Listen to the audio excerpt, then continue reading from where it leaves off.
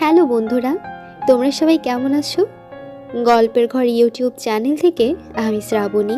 প্রতিদিন নতুন নতুন গল্প শুনতে চাইলে আমাদের চ্যানেলটিকে সাবস্ক্রাইব করে দিন। ধন্যবাদ।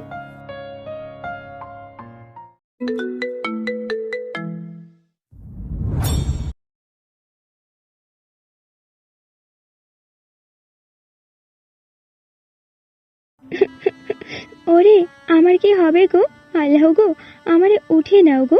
এই দিন দেখার আগে আমার মরণ হলো না কেন গো? কারো এমন মরা কান্না শুনে সবাই দরজার দিকে তাকিয়ে দেখে একটা মেয়ে দরজার সামনে দাঁড়িয়ে এভাবে কান্না করছে। তার এক হাত দিয়ে একটা 4-5 বছরের মেয়েকে ধরে রেখেছে, আরেক হাতে ছোট্ট একটা ব্যাগ। মেয়েটি আস্তে আস্তে স্টেজের সামনে এসে বলল, আপনি এটা করতে পারলেন আমার সাথে? আপনি আমাকে ফেলে এখানে এসে আরেকজনকে নিজের করে নিচ্ছেন। আরে, আমার কথা না হয় নাই ভাবলেন। আপনার এই মেয়েটার কথা তো ভাববেন। আপনার এই মেয়েটারে নিয়ে আমি এখন কই যাবো? আপনি আমার সাথে এমন করতে পারলেন? এই বলে মেয়েটি আবার মরা কান্না জুড়ে দিল।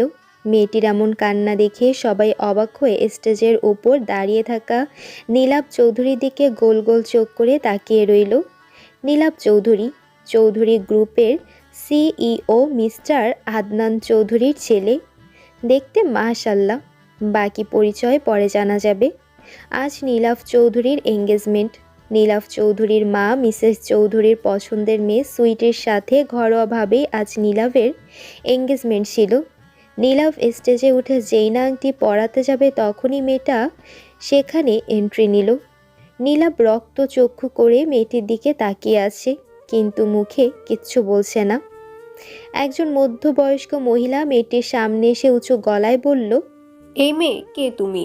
কি উদ্দেশ্যে এখানে এসেছো? তুমি জানো তুমি কার সম্পর্কে কি বলছো? আপনি কে? এর কে হন? আমি যেই হই না কেন, তুমি বলো কে তুমি, আর আমার ছেলেকে চিনো কি করে? মেয়েটি মহিলাকে বড় একটা সালাম দিয়ে বলল, আমাগো, আমারে বাঁচান গো। আপনার ছেলে আমাকে এমন ধোকা কেমনে দিতে পারলো গো? একে ছাড়া আমি বাঁচবো না গো। মহিলাটি ধমক দিয়ে বলল, চুপ!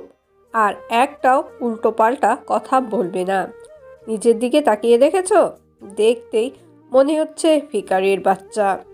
তোমার মতন কালো, খ্যাত, মূর্খ, আনস্মার্ট মেয়েকে আমার ছেলে কখনোই বিয়ে করবে না।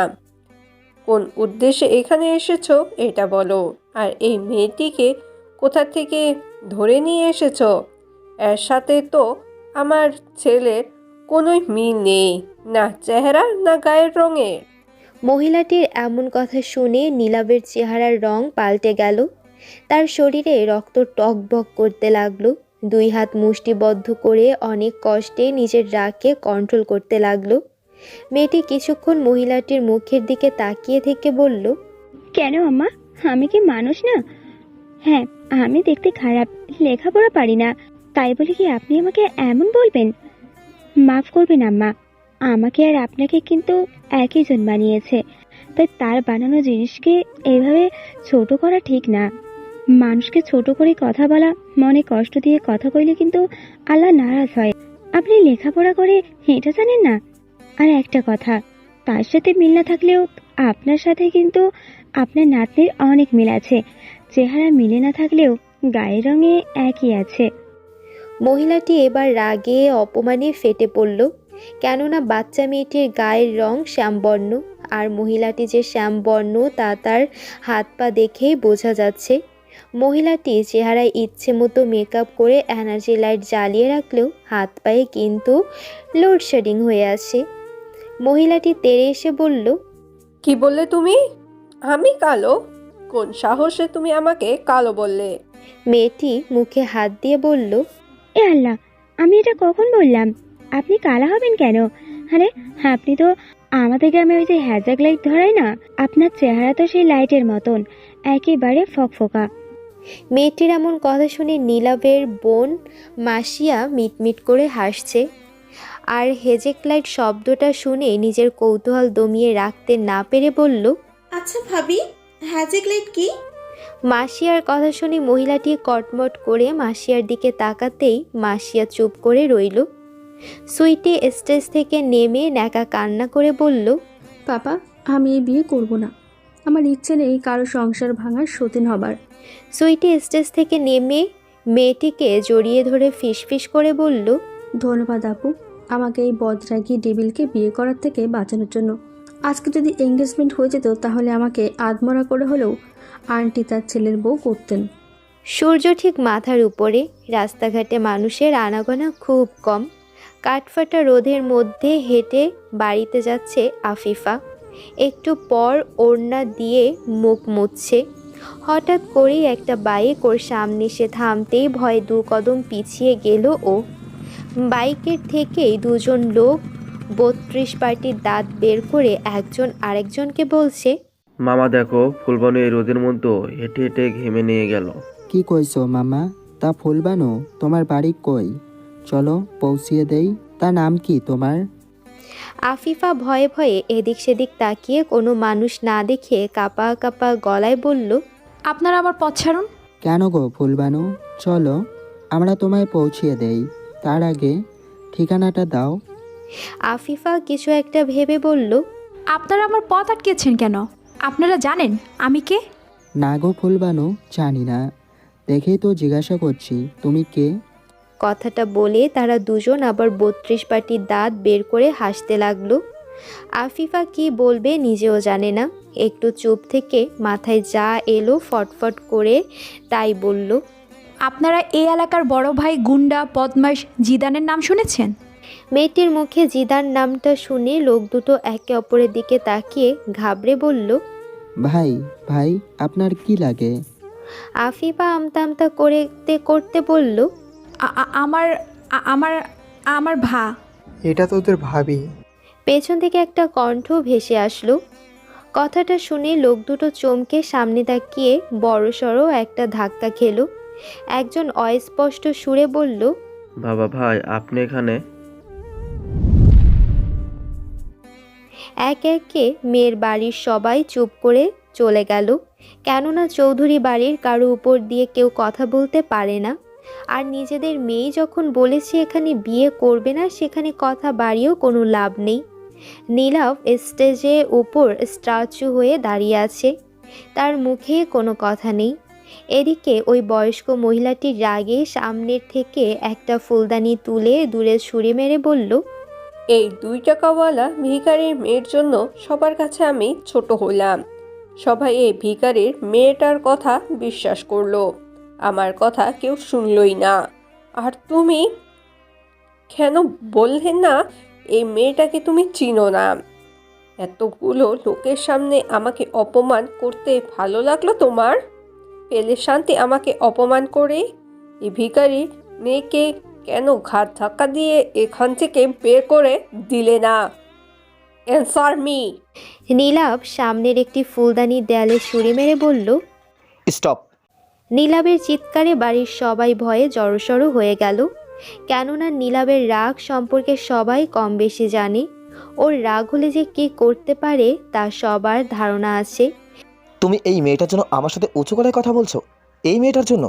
কি হয় তোমার, যার জন্য তুমি আমাকে কথা শোনাচ্ছ?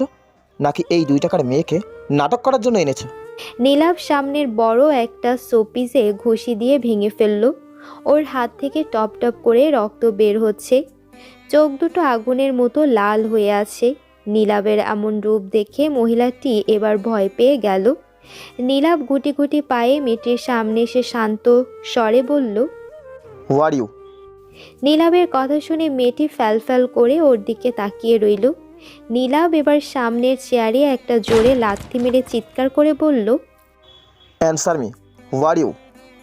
কথাটা শুনে মেয়েটির মাথায় যেন আকাশ ভেঙে পড়ল। মেয়েটি অবাক হয়ে নীলাভের রাগে লাল হয়ে যাওয়া চেহারার দিকে তাকিয়ে রইল। যেভাবে রেগে আছে মনে হচ্ছে কাঁচা চিবিয়ে খাবে। বয়স্ক মহিলাটি ঝাঁঝালো গলায় বলল, তুমি ওর সাথে ইংলিশে কথা বললে বুঝবে তুমি কি বলছো? দেখলে না কথার কি ছিরি ছিল? ঠিক মতন তো শুদ্ধ ভাষায় কথা বলতেই পারে না একে। মহিলাটি আর কিছু বলার আগেই মেয়েটির ফোন বেজে উঠল। মেয়েটি ফোন রিসিভ করে কানে ধরতেই তার চেহারার রং পাল্টে গেল। মেয়েটি চিৎকার দিয়ে বলল, what? Are you kidding me? উল্টো করে লটকে বরফ গলা পানির মধ্যে একটি ছেলের মাথা চুবিয়ে রাখা হয়েছে। ছেলেটির মাথা ঠান্ডায় শিরশির করছে, তারপরে মুখে কিছু বলতে পারছে না। তার সামনে দুটো ছেলে আর তিনটি মেয়ে বসে আছে, কিন্তু কারো মুখে কোনো কথা নেই। পাশের থেকে একজন মেয়ে ভয়ে ভয়ে বলল, আসো বোন আমার, এবার ছেড়ে দে ওকে। আশু চোখ রাঙিয়ে মেয়েটির দিকে তাকিয়ে বলল, মিথিলা আপু, তুমি আবার এই ছাগলটার হয়ে কথা বলছো? দেখলে আজ এই ছাগলটার জন্য কি বিপদে পড়েছে। আমার কথা না হয় বাদই দাও। জিজুর বিয়ে হয়ে গেলে তখন কি হতো ভেবে দেখেছো? আর এইসব কিছু হয়েছে এই ছাগলটার জন্য। দেখ বোন, তুই তো আমার জন্যই সব করলি, এবার না হয় আমার কথা রাখতে এই ছাগলটাকে ছেড়ে দে। তুমি চুপ থাকো, বেশি কথা বললে তোমার বরকে কিন্তু উল্টো লটকে ঠান্ডা পানিতে চুবাবো। আশুর কথা শুনে নীরব কাশতে লাগলো। কাশি থামিয়ে অসহায় চোখে আশুর দিকে তাকিয়ে বলল, সালি সাহেবা আমাকে কেন শাস্তি দিবে? আসছে, আমাকে কেন শাস্তি দিবে? নিজে তো দুধে ধোত নিম পাতা, আপনার জন্যই তো সব হলো। দেখো বোন, আমার কোনো দোষ নেই, মিহানেরই ভুল হয়েছে। ও আশু তেড়ে এসে বলল, বাবা মার মুখের উপর দিয়ে কথা বলতে পারে না, তাহলে রিলেশনে যাওয়ার আগে তাদেরকে আগে বলতে পারেননি? মা, বাবা, আমার একটা মেয়েকে পছন্দ হয়েছে, আমি তার সাথে রিলেশনে যেতে চাই। আরে রিলেশন তো ঠিক ছিল, ভেতর ডিম। আমার বোনকে বিয়ে করে আরেক মেয়েকে বিয়ে করতে গেছিল, শুধু ভুল জায়গায় এন্ট্রি নিয়েছিলাম বলে। তা না হলে এই আশু কি জিনিস হাড়ে হাড়ে টের পাইয়ে দিতাম। ওর কথা শুনে সবাই চুপ করে রইল, কারো মুখে কোনো কথা নেই, কারণ সবাই জানে একে এখন কিছু বললে হিতে বিপরীত হবে, আর সত্যি বললে তো একজনের আরও ব্যান্ড বাজবে। নীরব ভয়ে ভয়ে বলল, বোন, ঠান্ডা মাথায় আমার কথা শোনো, তারপরে না হয় তোমার যা ইচ্ছা হয় বলো। নীরবের মুখে সব শুনে আশু রেগে সামনের একটা চেয়ারে লাথি মারল। তারপরে উল্টো লটকানো ছেলেটাকে বলল, তোর তো মাথা ঠিক ছিল না, আজ সারা রাত বরফের পানিতে মাথা চুবিয়ে মাথা ঠিক কর তুই। মিথিলা মনে মনে বলল, আল্লাহ, আমার এই বোনের কপালে এমন একজন পাঠিয়েও যে ওকে ওর রাগ জেদ ছেলে মানুষই সব কিছু দেখেই ওকে পছন্দ করবে আর ওকে সামলে নিবে। আসল ঘটনা হলো, আজ মিথিলার বর নীরবের ভাইয়ের বিয়ে ছিল। মিথিলা আর নীরব পরিবারকে না জানিয়ে বিয়ে করেছে। মিথিলা আশুর ফ্রেন্ড মিহানের বড় বোন। মিথিলাকে আশু নিজের বোনের মতো মনে করে। মিহান ঘুমের ঘোরে ভুল করে নীরবের ভাইয়ের জায়গায় শোনে নীরবের বিয়ে। তারপর আশুকে ফোন দিয়ে বললে আশু সব প্ল্যান করে কিভাবে বিয়ে ভাঙা যায়। আশু এদিকে ওর সব ফ্রেন্ডদের নিয়ে প্ল্যানিং করতে থাকে কিভাবে বিয়ে ভাঙবে, আর ওদিকে মিহানকে বলে নীরবের বাড়ির ঠিকানা জোগাড় করতে। সেখানেও মিহান ভুল করে রোডের ডান পাশের বাড়িকে রোডের বাম পাশের বাড়ি বলে। ব্যাস, আর কি লাগে। মিথিলা ভয়ে ভয়ে আশুর সামনে এসে ওর কাঁধে হাত রেখে বলে, আমাদের লোক তো একটু পর সেখানে গিয়েছিল, কি করে তুই এতক্ষণ ওই লোকগুলোকে সামলালি? ফ্ল্যাশব্যাক। হলরুমে থমথমে পরিবেশ। মেয়েটির মুখে ইংলিশ শুনে সবাই অবাক হয়ে মেয়েটির দিকে তাকিয়ে আছে, আর ওই বয়স্ক মহিলাটির তো মুখ হা হয়ে আছে। মেয়েটি কথা শেষ করে হাতের ফোনটি সজোরে ফ্লোরে ছুঁড়ে মারল। সাথে সাথে ফোনটা ভেঙে এদিক সেদিক ছড়িয়ে পড়ল। কিছুক্ষণ আগেও যে চেহারায় একটা বাচ্চা সুলভ ইনোসেন্ট ভাব ছিল, তার রাগে পরিণত হয়ে গেল। মেয়েটির সাথের ছোট্ট মেয়েটি সবার দিকে তাকিয়ে মেয়েটির হাত ধরে ফিসফিস করে বলল, মনি, কি হয়েছে তোমার? এমন করছো কেন? দেখো সবাই তোমার দিকে কিভাবে তাকিয়ে আছে।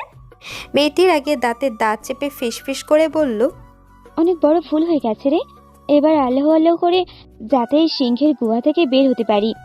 মেয়েটি ছোট বাচ্চাটিকে চোখ দিয়ে ইশারা করে কিছু একটা বলে। তারপরে মেয়েটি এবার চারদিক তাকিয়ে নিজেকে শান্ত করে গুটি গুটি পায়ে নীলাভের সামনে গিয়ে বলল, হু আর ইউ? আই মিন, আপনার নাম কি? মেয়েটির এমন প্রশ্ন শুনে নীলাভ অবাক হয়ে ওর দিকে তাকিয়ে থাকে। নীলাভ মনে মনে বলে, বলে কি এই মেয়ে? এতক্ষণ সবার সামনে বলছিল আমি ওর হাজবেন্ড, এখন আমাকেই প্রশ্ন করছে আমি কে? ওই বয়স্ক মহিলাটি এবার মেয়েটির সামনে এসে বলল, এতক্ষণ তো ওকে নিজের স্বামী বলছিলে, এখন নিজেই চিনো না? কি শুরু করলে তুমি? উফ আন্টি, আপনি কেন এত হাইপার হচ্ছেন? আরে আন্টি, বেশি হাইপার হলে আপনার এই সুন্দর মেকআপগুলো ঘেমে উঠে যাবে, তখন কি হবে ভেবে দেখেছেন? তোমাকে তো আমি আরে আরে আন্টি, রাখছেন কেন? আপনার চেহারায় না রাগ মানায় না। না রাখলে আপনাকে পুরো ববিতার মতো লাগে, আর রাখলে কি যেন লাগে, মনে পড়ছে না, রিনা খানের মতো লাগে। মেয়েটি একা একা বকর বকর করে যাচ্ছে, থামার কোনো নাম নেই। আর কেউ কিছু বলতে নিলে তাকে থামিয়ে জ্ঞান দেওয়া শুরু করে। নীলাভ মেয়েটির এই ছেলে মানুষের সহ্য করতে না পেরে চিৎকার করে বলল, স্টপ! এই মেয়ে, কি শুরু করেছো তুমি? এখানে কি কমেডি শো চলছে? মেয়েটি এবার নীলাভের সামনে গিয়ে এক হাত দিয়ে কান ধরে ইনোসেন্ট ফেস করে বলল, আই এম সরি। জানি আমার এই সরি বলাতে কিছু হবে না, আমি যা ভুল করেছি তার সরিতে কাজ হবে না, তারপরেও বলছি সরি। দেখুন, ওই আপুটা কিন্তু আপনাকে পছন্দ করতো না, তাই তাকে বিয়ে করলে আপনার পস্তাতে হতো। তার থেকে আমি আপনাকে বাঁচিয়ে দিলাম। আর আপনি যদি... আর কিছু বলার আগে সব লাইট অফ হয়ে গেল। আর এইদিকে মেয়েটি লাইট অফ হতেই ছোট মেয়েটিকে নিয়ে পগার পার। কাঠফাটা রোদের মধ্যে গাছের ছাওয়ার নিচে দাঁড়িয়ে আছে আফিফা। তার সামনের একটা গাছের উপর বেসুরা আওয়াজে একটি কাক কাকা করে যাচ্ছে। আফিফা কাকটার উপর যতটুকু বিরক্ত না হচ্ছে তার থেকে বেশি বিরক্ত হচ্ছে সামনের মানুষটার উপর। কেননা আফিফাকে সে এখানে দাঁড় করিয়ে নিজে বাইকের উপর শুয়ে শুয়ে হিরোদের মতো ভাব নিয়ে চাবির রিং হাতের মধ্যে ঘোরাচ্ছে। আফিফা বিরক্ত হয়ে বিড়বিড় করে বলল, এমন একটা ভাব করছেন মনে হচ্ছে কোনো হিরো। হাহ। সামনের লোকটি আফিফার কথা শুনে উঠে বসে চাবির রিং ঘোরাতে ঘোরাতে বলল, হিরোই তো, তা আবার তোমার, তাই তো এখন এই বখাটের লোকগুলোর থেকে বাঁচালাম। আফিফা মুখ ভেঙচি কেটে বলল, হ্যাঁ, কি আমাকে বাঁচিয়েছে? এই লোকগুলো তো আপনাকে দেখেই পালিয়েছে, তাহলে আপনি বাঁচালেন কোথায়? ওরা আমাকে দেখে কেন পালিয়েছে তা কি তুমি বুঝতে পারছো না? আফিফা লোকটার দিকে ভালো করে তাকিয়ে বলল, মনে হয় আপনি কোনো ছিনতাইকারী, তাই আপনাকে দেখে তারা পালিয়েছে। আমাকে দেখে তোমার ছিনতাইকারী মনে হয়? আফিফা লোকটিকে আরেকটু ভালো মতো পর্যবেক্ষণ করে বলল, তাহলে কি আপনি সিরিয়াল কিলার? কথাটা বলেই ভ্যা ভ্যা করে কাঁদতে লাগলো। সামনের লোকটি ওর এই কান্না দেখে জোরে ধমক দিয়ে বলল, চুপ! আর একটাও শব্দ করবে না। এই মেয়ে, তোমার সমস্যা কি বলবে? আমার নাম নিয়ে লোকেদের ভয় দেখিয়ে এখন আমাকেই চিনছো না? আফিফা অবাক হয়ে তাকিয়ে বলল, আপনি তাহলে বড় ভাই গুন্ডা বদমাশ জিদান? জিদান কিছু বলবে তার আগে মুখের মধ্যে পানির ঝাপটা পড়ায় ধরফরিয়ে উঠে বসে সামনে তাকিয়ে অবাক হয়ে বলে, তুমি? বেচারা জিদান এতক্ষণ ঘুমিয়ে ঘুমিয়ে স্বপ্ন দেখছিল তার ক্রাশকে নিয়ে। বেচারের এই স্বপ্নের মধ্যে কে পানি ঢাললো? সামনের মানুষটি রাগে গলায় বলল, এমন ভয় বলছো মনে হচ্ছে আমাকে প্রথম দেখছো। জিদান বিড়বিড় করে বলল, আরে প্রথম দেখবো কেন? এই চেহারা কি আমি ভুলতে পারি? যে চেহারা শুধু বাস্তবে না, স্বপ্ন দেখলেও আমি ভয় পাই। কি বলছো বিড়বিড় করে? কিছু না বলছি। কেন এইভাবে আমার ওপর পানি ফেলে আমাকে উঠালে? দেখো পুরো ভিজে গেছি। ভালো হয়েছে, সারাদিন তো পড়ে পড়ে ঘুমাও, এবার একটু কাজের কাজ করো। কালকে মিথিরা আসবে, আর সাথে কিছু লোক আসবে, তাই সকাল সকাল বাজার করে আনবে। কথাটা যেন মনে থাকে। আমি কেন? বাড়িতে কি কোনো কাজের লোক নেই? আছে, তারপরেও তুমি যাবে? আমি পারবো না। কি বললে? পারবে না? ঠিক আছে, সকালে ডেকে দিও। ওকে, এবার ফ্রেশ হয়ে নিচে এসো। জিদান কিছু একটা ভেবে নরম সুরে বলল, আপু। ওর এই নরম সুরের ডাক শুনে জিদানের বোন জিনাত ভ্রু কুচকে বলল, এত আবেগ না দেখিয়ে যা বলার বলে ফেলো। জিদান লজ্জা মাখা মুখে বলল, বলছি কি, কালকেই মিথিয়াপুর সাথে। ওকে আর কিছু বলতে না দিয়ে জিনাত বলল, জি ভাই, সেও আসবে। তোমাকে আর মেয়ে মানুষের মতো লজ্জা পেতে হবে না। কথাটা বলে জিনাত মুচকি হেসে চলে গেল। জিদান আর জিনাত দুই ভাই বোন।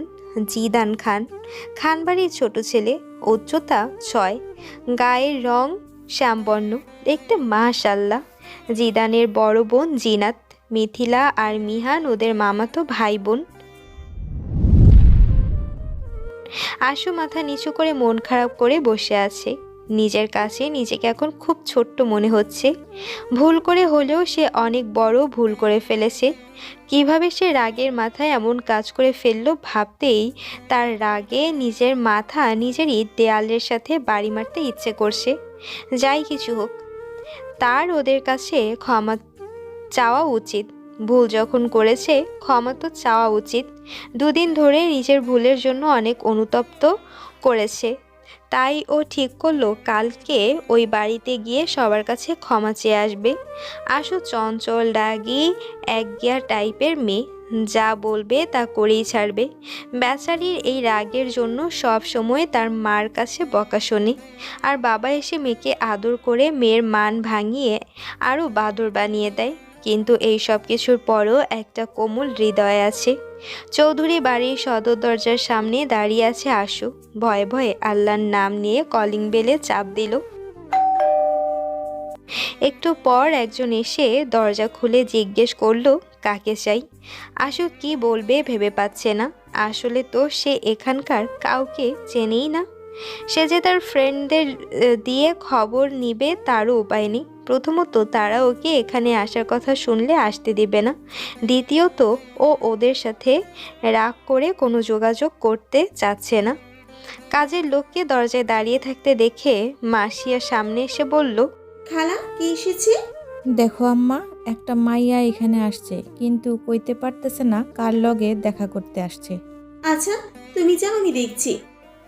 মাসিয়ার কথা শুনে খালা চলে যেতে মাসিয়ার সামনে এসে আশুকে দেখে অবাক হয়ে বলল, আরে তুমি এখানে? আশু কাচুমাচু করে বলল, সরি আপু, আমার সেদিন বিহেভিয়ারের জন্য। আরে তোমার সরি টরি পরে শুনবো, আগে ভেতরে এসো। মাসিয়া আশুর হাত ধরে ভেতরে নিয়ে সোফায় আয়েশ করে বসে বলল, বলো কি খাবে, চা না কফি? আশু মেয়েটাকে যত দেখছে তত অবাক হচ্ছে। ও মনে মনে বলছে, এ দেখি আমার চেয়ে এক ধাপ উপরে।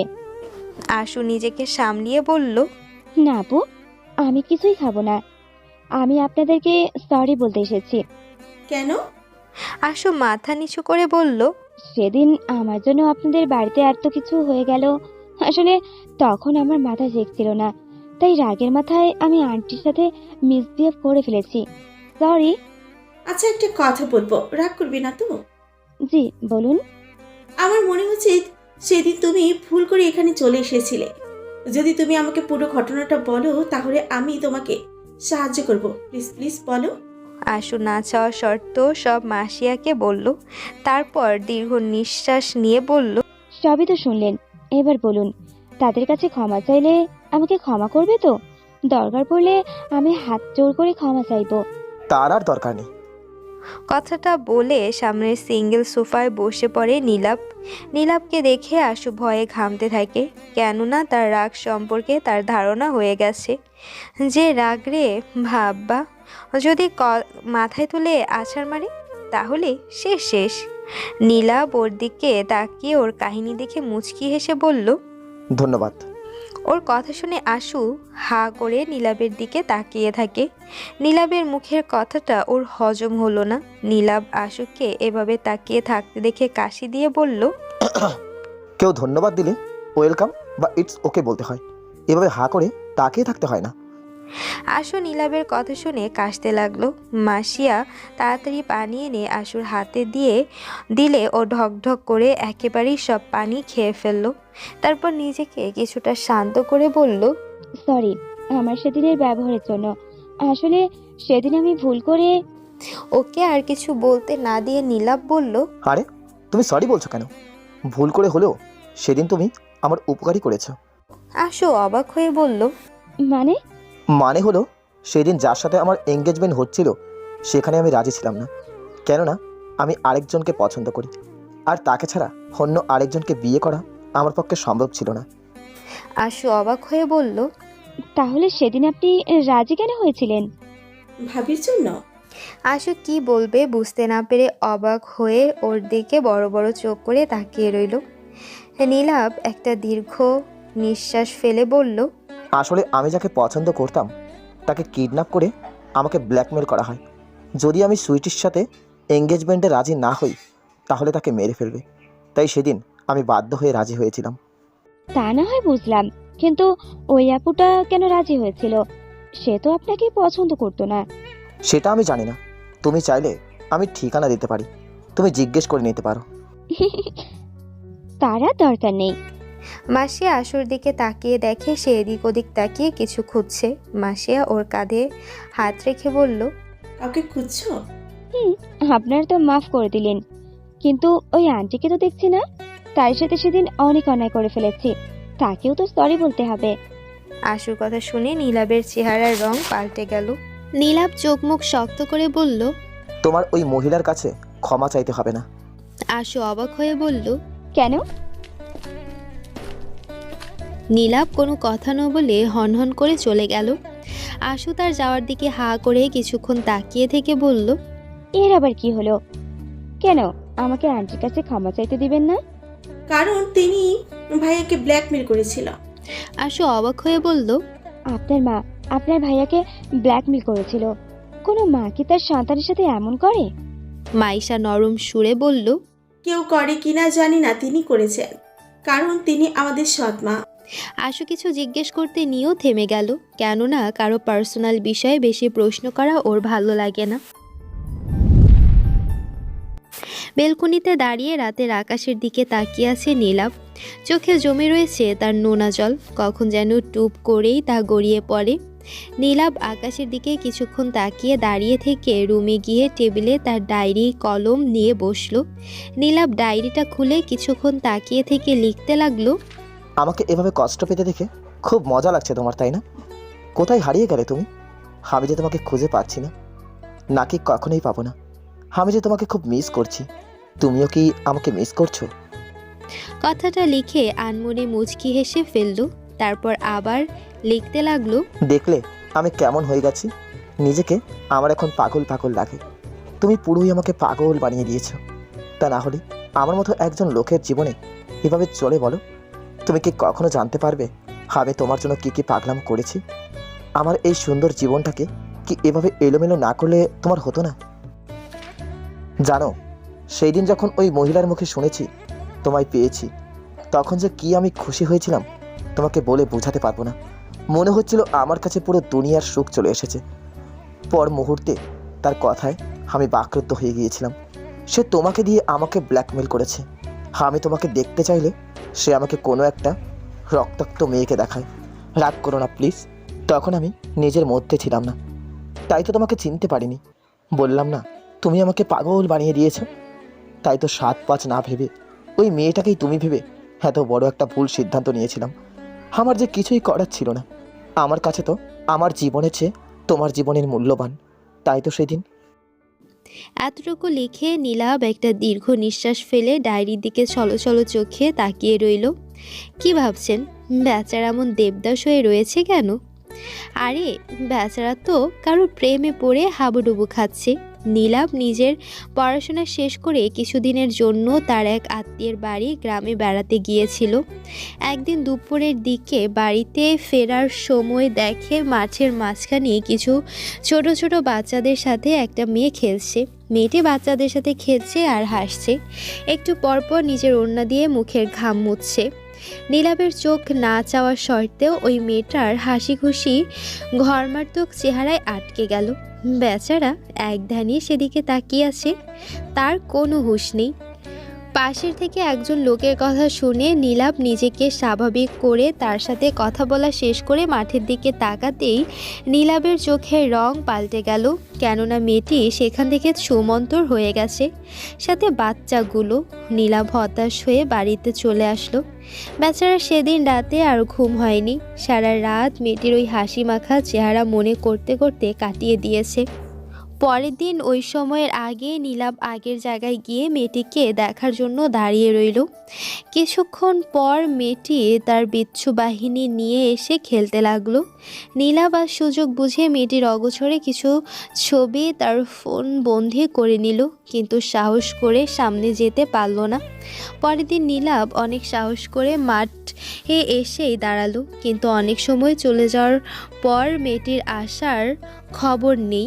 একটু পর বাচ্চারা এসে খেলতে শুরু করলো।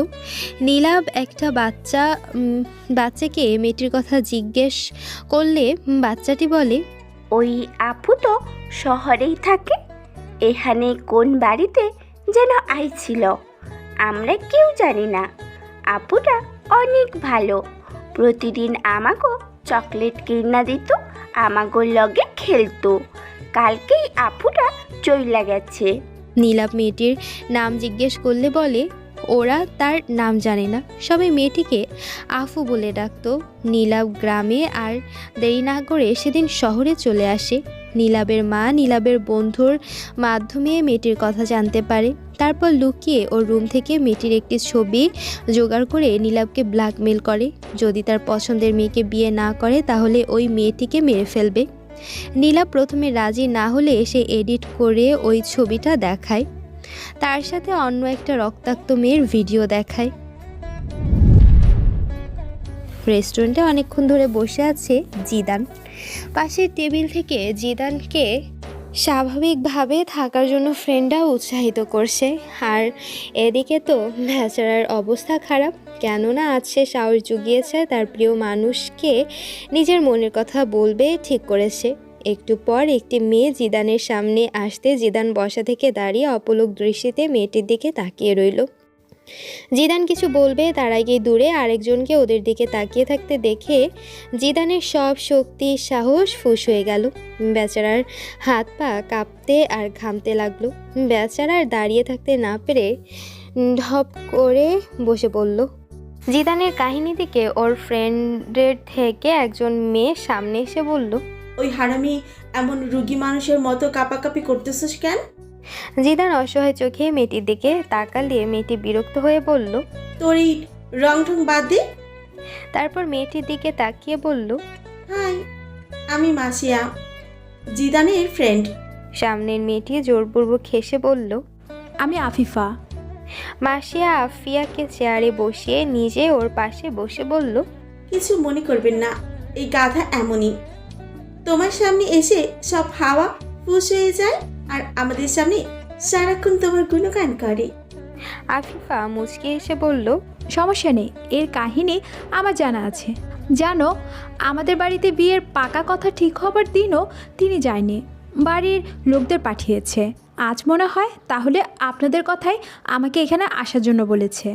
ঠিক বলছ, আমরাই জোর করে ওকে দিয়ে তোমাকে এখানে আসার খবর দিয়েছি। আমাদেরও তো দেখতে হবে আমাদের ভাবি কেমন। মাসিয়ার কথায় আফিফা কিছু না বলে মিষ্টি হাসলো। আফিফা হলো মিথিলার চাচাতো বোন। জিদান ছোট থেকে আফিফাকে পছন্দ করে, কিন্তু কখনো সাহস করে ওকে বলতে পারেনি।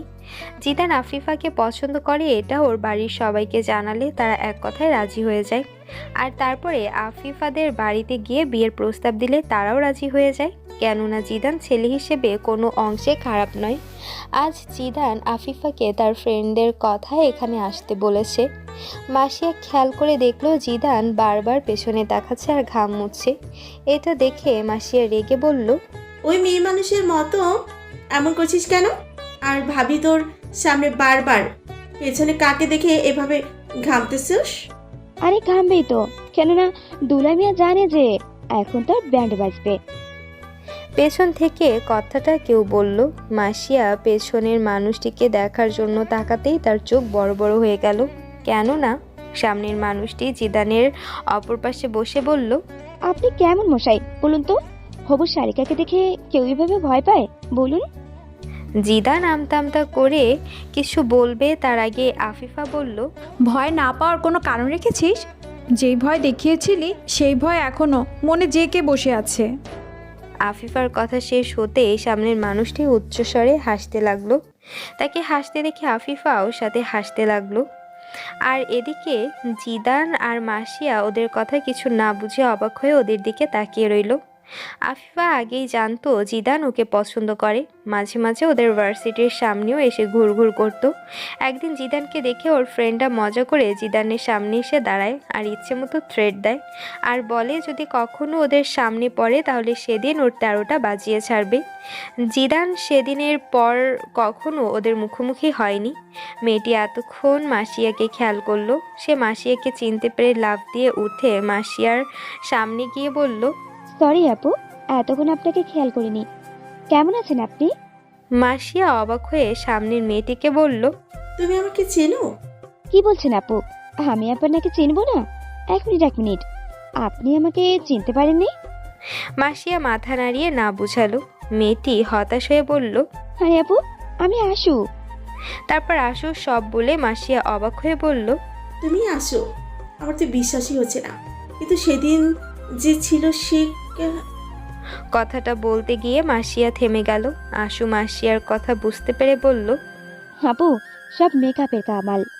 সেদিন তো ইচ্ছে করে কালো মেকআপ করেছি, সাথে কালিও মেখেছিলাম যাতে কেউ বুঝতে না পারে, আর সাথে ওই বড় মোটা ফ্রেমের চশমা। তো মুখ অর্ধেক ঢাকাই ছিল, তাই কেউ চিনতে পারেনি। দেখলে, তুমিও আমাকে চিনতে পারোনি। আশুর কোনো কথাই মাসিয়ার মাথায় ঢুকছে না। সে তো পলকহীন আশুর দিকে তাকিয়ে আছে আর খুঁটিয়ে খুঁটিয়ে তাকে দেখছে। ছাদের এক কোণে দাঁড়িয়ে আছে আশু আর নীলাভ। কারো মুখেই কোনো কথা নেই। নীলাভের চোখে মুখে রয়েছে একরাশ খুশির ঝিলিক, আর আশুর চেহারা দেখে যে কেউ বলতে পারবে সে হাই লেভেলে রেগে আছে। নীরবতা ভেঙে আশুর আগে গলায় বলল, মিস্টার চৌধুরী, এইসবের মানে কি? নীলাভ আশুর দিকে তাকিয়ে মিষ্টি হেসে বলল, মিসেস চৌধুরী, আপনি কিসের কথা বলছেন? আমি বুঝতে পারছি না। আশু মিসেস চৌধুরী কথাটা শুনে আরো রেগে গিয়ে বলল, don't call me Mrs Chowdhury. Cool, এত হাইপার হচ্ছেন কেন? হাইপার আর কি সাথে হচ্ছে? আপনি কেন আমাকে বিয়ে করলেন, তাও আবার আমাকে না জানিয়ে? সেদিন তো বড় বড় কথা বলছিলেন, তাকে ছাড়া অন্য কাউকে আপনার বিয়ে করা সম্ভব না, তাকে ছাড়া আপনি নিঃস্ব, ইত্যাদি ইত্যাদি। তাহলে আজকে কেন তাকে রেখে আমাকে বিয়ে করলেন? নীলাভ কানে হাত দিয়ে বলল, দেখো, আমার কানে কোনো সমস্যা নেই, আস্তে কথা বললেও আমি শুনতে পাই, তাই জোরে কথা বলার কোনো দরকার নেই। জোরে কথা বললে তোমারই পরে গলা ব্যথা করবে, তখন আবার আমার দোষ দিতে পারবেন না। নীলাভের কথা শুনে আশুর রাগ সপ্তম আকাশে উঠে গেল। ওই মিয়া, ফাজলামি পাইছেন? আমি আপনাকে একটা কথা কইতাছি আর আপনি আমারে আরেকটা উত্তর দিতেছেন। একটা জিনিস আজ লক্ষ্য করলাম, তোমাকে রাখলে না আরো বেশি কিউট লাগে, সেটা কি জানো? আপনারে আমি দেখা নিমু। পরে দেখবে কেন, এখনই দেখো, আর পরে দেখলেও তো দেখতে পারবে, কেননা আমি তো পার্সোনালি তোমার হয়ে গেছি। আমাকে বিয়ে করার শখ আপনাকে হাড়ে হাড়ে টের পাবো, কথাটা মনে রাখবেন। কথাটা বলেই আশু ছাদ থেকে বড় বড় পা ফেলে চলে গেল, আর নীলাভ ওর যাওয়ার দিকে তাকিয়ে হাসতে লাগলো। আস্তে আস্তে, আর মাথা ঘামাতে হবে না, আমি সব কিছু ক্লিয়ার করে দিচ্ছি। সেদিন মাসিয়া আশুকে রেস্টুরেন্টে দেখে বাসায় গিয়ে নীলাভকে জানালেই খুশিতে তার চোখ মুখ জল করতে থাকে, কেননা আশুই সেই মেয়ে যাকে নীলাভ পাগলের মতো খুঁজছে। নীলাভ দেরি না করে 7 দিনের মধ্যেই সব খোঁজ খবর নিয়ে আশুর বাড়িতে বিয়ের প্রস্তাব পাঠায়। এদিকে আশুর কোনো পছন্দ না থাকায় তারাও রাজি হয়ে যায়, কিন্তু শর্ত হলো এখন শুধু রেজিস্টার ম্যারেজ করে রাখবে। কিছুদিন পর আশুর ফাইনাল পরীক্ষা শেষ হলেই তারা ধুমধাম করে উঠিয়ে দিবে। আশু ও বাবা মার পছন্দের ছেলেকে বিয়ে করতে রাজি হয়ে যায়, কিন্তু বিয়ের দিন নীলাভকে দেখে বেচারি বড়সড় একটা শক খায়। দেখতে দেখতে 1 মাস কেটে গেল। নীলাভ নানানভাবে আশুকে ওর কথা জানাতে চেয়েছে, কিন্তু সে তাড়ামি করে নীলাভের সাথে কথাই বলে না, সবসময় উল্টাপাল্টা কথা বলে। আশুর এমন ব্যবহারে নীলাভ মন খারাপ করেও নিজেকে সামলিয়ে নেয়। আশু এদিকে নিজেই ভুল ভেবে নীলাভকে দোষারোপ করে দিচ্ছে, সে তাকে ঠকাচ্ছে। কলিং বেলের শব্দ পেয়ে আশু দরজা খুলে দেখে মাসিয়া দাঁড়িয়ে আছে। মাসিয়াকে দেখে আশু তাকে জড়িয়ে ধরে বলল, কেমন আছো আপু? আরে, এখনো আপু বলবে? আমি যে তোমার একমাত্র ননদ, তাকে ভুলে গেলে তুমি? আরে বাদ দাও তো তুমি এসব কথা। তুমি আফিফার বর, জিহাদ জিজুর ফ্রেন্ড, সেই হিসেবে তুমি আমার আপু, আর আমার কোনো সম্পর্ক লাগবে না। মাসিয়া আশুর দিকে তাকিয়ে দেখে ওর মুখটা ছোট হয়ে গেছে। মাসিয়া ওর হাত ধরে বলল, তোমার রুমে চলো, তোমার সাথে কথা আছে। আশুকে আর কিছু বলতে না দিয়ে মাসিয়া ওকে নিয়ে ওর রুমে চলে গেল। পাশাপাশি বসে আছে আশু আর মাসিয়া। মাসিয়ার কাছে সব শুনে আশু মাথা নিচু করে আছে। মাসিয়া একটু থেমে আবার বলল, ভালো থেকো, আসছি। আর পারলে আমার ভাইটাকে মেনে নিও।